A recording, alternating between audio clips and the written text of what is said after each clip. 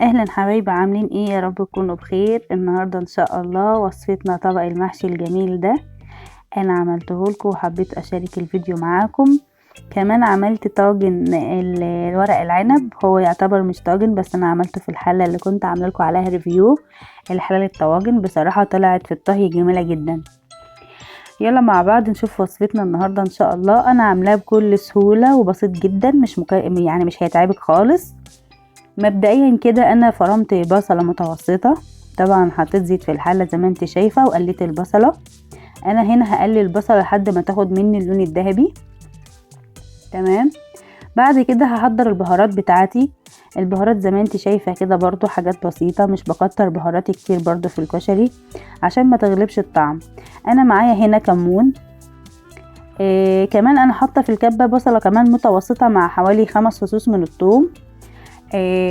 بحط بقى فلفل، كمون، شطة، بابريكا، 7 بهارات، شوية كزبرة ناشفين، ومعايا كمان نعناع ناشف. تمام. بفرمهم بالطريقة دي زي ما انت شايفة كده. هنا البصلة اصفرت معايا، خدت اللون الذهبي. بنزل على طول بالبصل اللي انا فرمتها بالبهارات. تمام. هديها تقلبتين كده لحد بس ما ريحة البهارات تطلع معايا. بديها تشويحة كده يعني بتفرق جدا في طعم البهارات لما بتاخد تحميصة في الزيت. يعني قولي كده يعتبر ان انت عملتيها مرتة، يعني هنعمل تقلية ومرتة في نفس الوقت. خلاص كده اديتهم تقليبة. هنا طبعا انا كنت عصرة الطماطم بتاعتي وحطها على النار تاخد غلوة علشان الدنيا تنجز معايا. نزلت بيهم على طول على البصلة واديتهم تقليبة كده. في المرحلة دي انا هسيبها تتسبك على مهلها خالص. بصراحة هنا انا كان عندي لحمة مفرومة حتة مش كتير من نفس الكمية اللي انت شايفاها كده. طبعا انا حطيتها في طاسة على النار، بديلها تشويحة 2 كده لحد ما تنزل ميتها وتاخد سوية حلو. برضو على النار هادية. بشيل منها المية بتاعتها خالص. هنا زي ما انت شايفة كده الطماطم بتاعتي اتسبكت وبردت خالص. انا بصراحة كنت عاملاها وسبتها بردت خالص من بدري. انا مش بقف على المحشي بتاعي الوقت كله، يعني ممكن اسبك الطماطم من بالليل واسيبها الصبح اكمل الطريقة بتاعتي. فكده بكده المحشي مش بياخد منك وقت خالص. خلاص انا كده حطيت الملح بتاعي. طبعا مش بحط الملح في البداية علشان التسبيكة ما تنزلش مية قوي، بسيبها على راحتها. كمان حط معلقة سكر بتظبط الحموضة بتاعة الصلصة. هقلبهم كويس مع بعض كده. كده اللحمة بتاعتي المية اللي كانت عليها نشفت، بنزل عليها. عايزة تستغني بصراحة عن الخطوة دي مفيش اي مشكلة، لو مفيش لحمة مفيش مشكلة. تمام.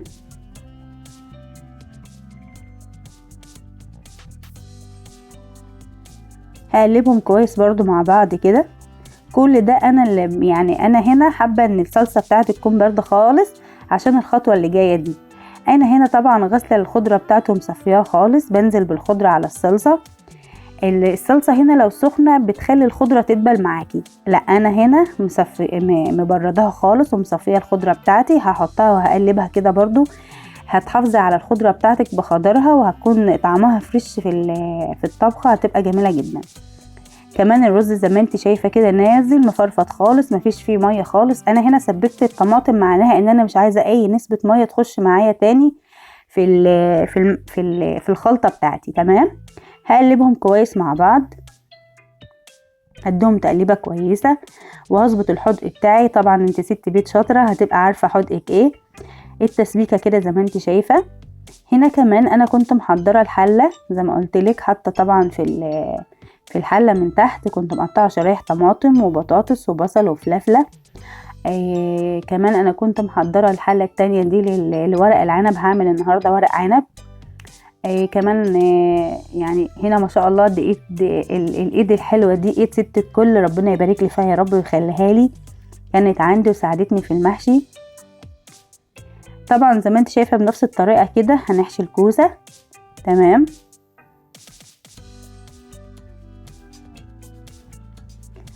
هنا كمان انا كنت محضره لحمه مكعبات، مقطعاها برضو حتت صغيره كده، مبهراها. كنت حاطه عليها شويه فلفل يعني مش كتير، مع شويه ملح برضو حاجه بسيطه، وقلبتهم مع بعض. ومن اول يعني ايه خلاص انت عملت اول طبقه في الحله، بنزل على طول باللحمه بتاعتي في ناس بصراحة بتسلقها وبتحطها، لا انا بحب احطها نية وما شاء الله بتطلع مهرية ومستوية جميلة جدا.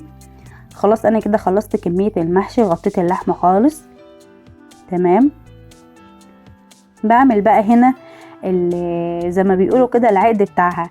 انا هنا بصراحة محضرة مية سخنة وهنزل فيها بشطة وملح وشوية بابريكا، مش هعمل اكتر من كده. هنا مش هحط طماطم خالص ولا مرقة، لان ما شاء الله اللحمة هتعمل معاكي مرقة تمام.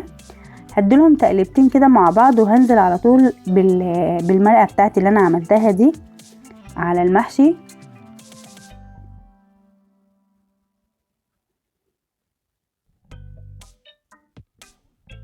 انا هنا هستخدم الكمية المناسبة، يعني المحشي الكوسة والبتنجان والفلافلة مع بعض مش بيحتاجوا مرقة كتير، بمعنى ان هي كده كده بتنزل نسبة مية. انا هنا يدوب هخلت يعني اخر كام حباية من فوق كده باينين، مش هكتر عليهم العقد خالص. هغطيهم كده زي ما انت شايفة بطبق او اي حاجة محكمة عندك غير الغطا الاساسي بتاع الحلة كده. طبعا انا رفعتهم على النار، بياخدوا التسوية بتاعتهم في الغليان، بترجعي تهدي عليه وبترددي في الاخر.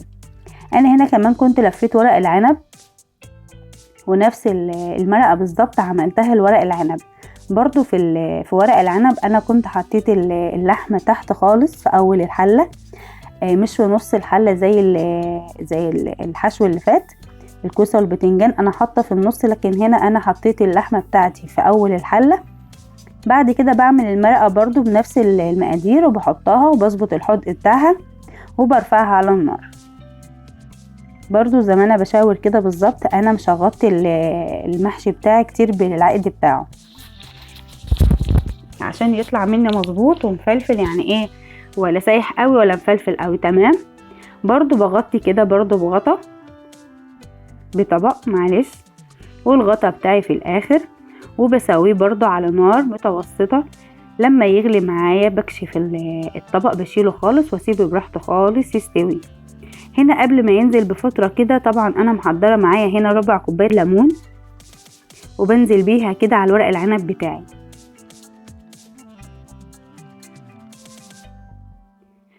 كده. خلاص بغطيه برضو. وبدل المحشي بتاعي كان خلص، وحبيت بقى افرجكم الورق العنب نازل مفرفت ازاي، يعني ما شاء الله مش سايح، الواحده بوحدتها ما فيش حاجه مفكت مني.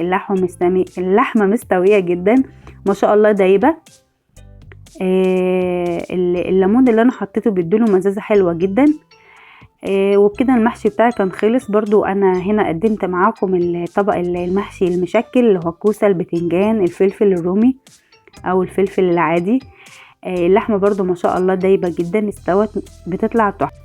وبكده النهاردة أنا عملت معاكم طبق المحشي المشاكل، وكمان عملت معاكم ورق العنب. يا رب النهاردة وصفتي تكون سهلة وبسيطة وسريعة على قلبكم. لو عجبك الفيديو ياريت تشتركي في القناة لو منتش مشتركة، وما تنسيش تفعلي الجرس وتعملي لايك بإيديك الحلوة وبالهنا.